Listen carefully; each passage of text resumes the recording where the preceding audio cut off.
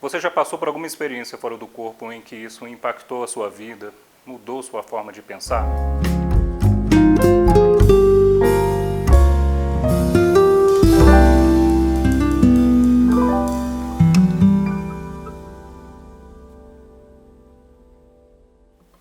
Olá, aqui quem fala é Luiz Cláudio e hoje estamos com mais um episódio do programa Narrativas Projetivas.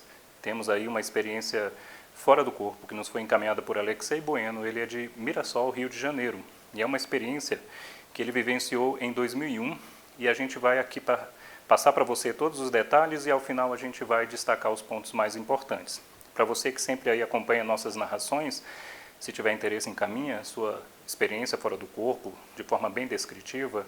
Diz sua profissão, se você autoriza ou não a gente falar aqui o seu nome. Tudo bem? Então vamos aproveitar?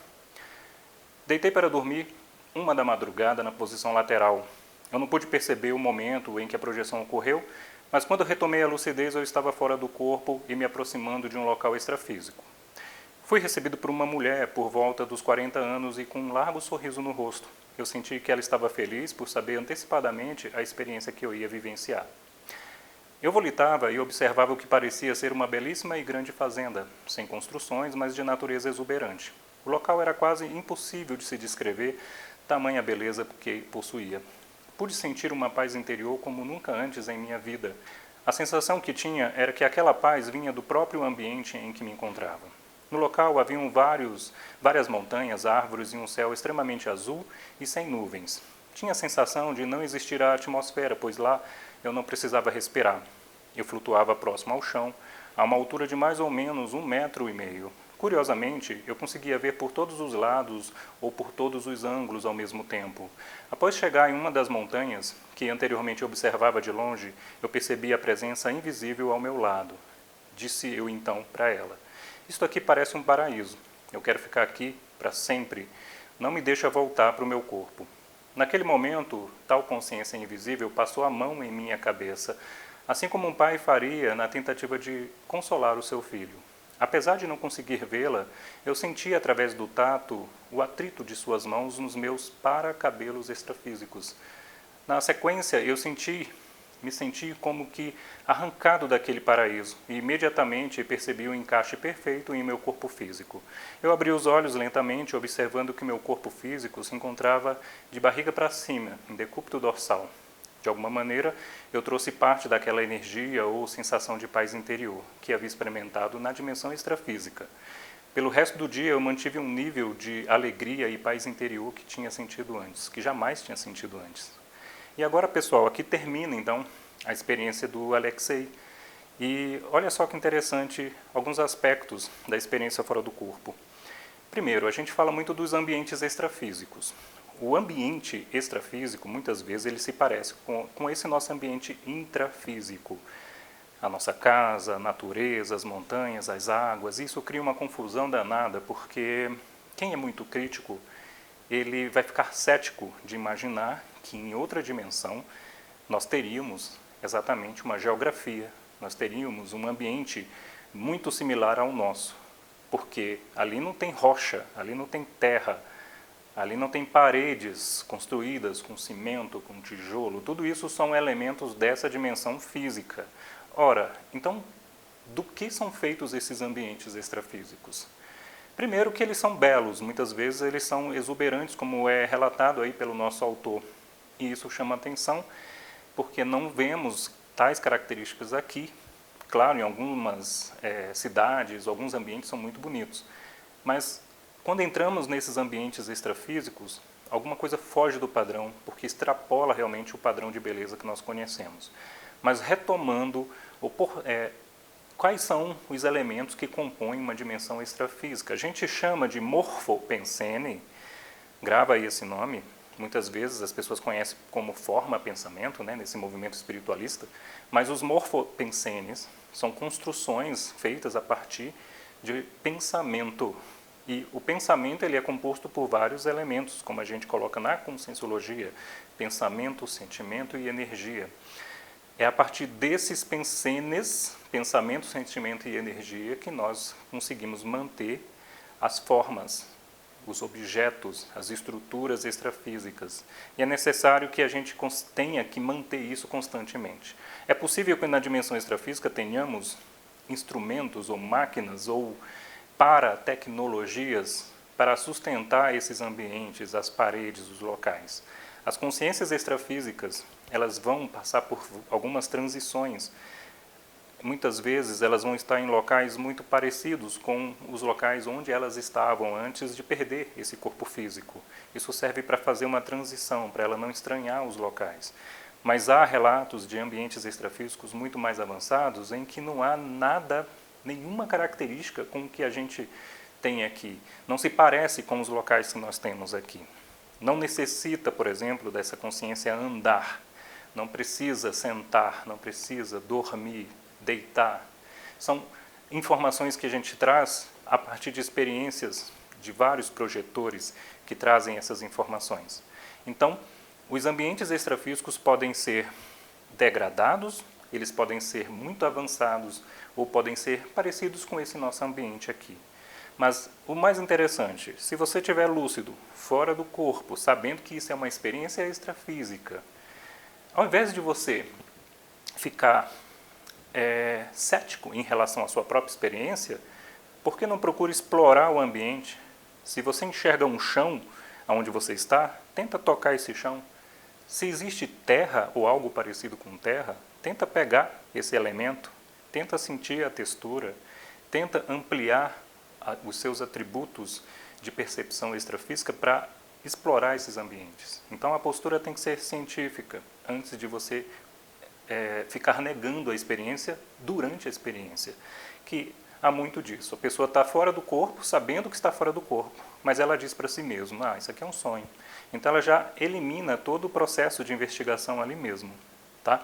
Então, esse é um detalhe. Essas consciências que sempre acompanham a gente fora do corpo, já comentamos bastante. No outro programa, o IPC, né, esclarece, nós temos também vídeos falando sobre os amparadores. Então, são consciências técnicas que estão ali ao nosso lado, conduzindo a gente. Algumas dessas consciências, elas exalam um padrão de serenismo, um padrão de, bondade, bem-estar, paz. Isso está na energia dessas consciências. Geralmente são consciências que têm já uma postura assistencial, um processo, né, amadurecido, né, já do seu processo evolutivo. E a gente acaba se deparando com esse tipo de consciência. Agora, os locais também exalam essa atmosfera, né, essa sensação de paz. E isso acaba impactando muito a gente. A gente viu aí também ele falar da sua visão de 360 graus, ele conseguir enxergar por vários ângulos. Esse é um aspecto da parafenomenologia, que nós debatemos muito em sala de aula, sobre o que uma consciência fora do corpo ela consegue fazer. Por exemplo, a volitação que ele colocou é um atributo desse corpo extrafísico que nós chamamos de psicossoma. Volitar é flutuar, voar. Você faz isso a partir do seu próprio controle e você consegue se locomover na dimensão extrafísica volitando. Ou você pode simplesmente mudar de local, aparecer no local que você deseja. Isso exige técnica, tá? Não é todo mundo que vai sair do corpo e vai conseguir volitar. Porque alguém aí que sai do corpo já se deparou com essa situação de tentar volitar e não conseguir? Muitas vezes você enxerga uma pessoa fora do corpo dando pulos, né? Saltos enormes, tentando volitar e parece que tem algo que puxa ela para o chão. Agora, seria uma gravidade, a força gravitacional puxando um elemento extrafísico? A gravidade ela é uma força que está nesse universo físico, exercendo, né, uma força sobre os objetos físicos, a matéria física. No extrafísico, não deixa de ser matéria, mas é uma matéria extrafísica, muito mais sutil, vibrando em outras frequências. Mas não sabemos até que ponto a gravidade também impacta esses elementos extrafísicos. Porque, de fato, quem já saiu do corpo já se percebeu volitando e, de repente, você começa a ser puxado novamente para o chão. Seria isso um condicionamento? Não sabemos, temos que investigar. Porque o condicionamento cria situações como, por exemplo, a consciência sentir frio, sentir dor, fome. São condicionamentos que ela impõe a si mesma e ela começa a ter essas sensações fora do corpo. Outra questão agora bem interessante entra no aspecto conscienciológico, que é ele não querer retornar para a dimensão física, não querer acordar, não querer sair daquele paraíso, não querer sair daquela condição bacana. Isso nós chamamos carinhosamente de birra extrafísica, porque é uma condição que não é positiva, porque você negligencia a sua condição intrafísica, a sua vida intrafísica. Você negligencia, você quer deixar de lado, você dá menos importância quando você está em um local que você se sente confortável. Por um lado, é natural você não querer sair dessa condição, ainda mais se ela estiver passando por uma série de dificuldades aqui. Quando ela se encontra num local desse, ela se sente amparada, e aí ela não quer sair dessa condição. Birra extrafísica é algo que a gente não pode ter. Então, muitas pessoas procuram experiências fora do corpo e depois elas começam a ficar buscando essas experiências constantemente. Ela quer dormir toda hora para ter essas experiências. Então, isso é um lado que não é bacana, sabe? Precisa ser trabalhado. A experiência fora do corpo é uma ferramenta evolutiva. Sempre que você for buscar saber sobre esse assunto, procura saber quais são as principais funções, os benefícios de uma experiência fora do corpo.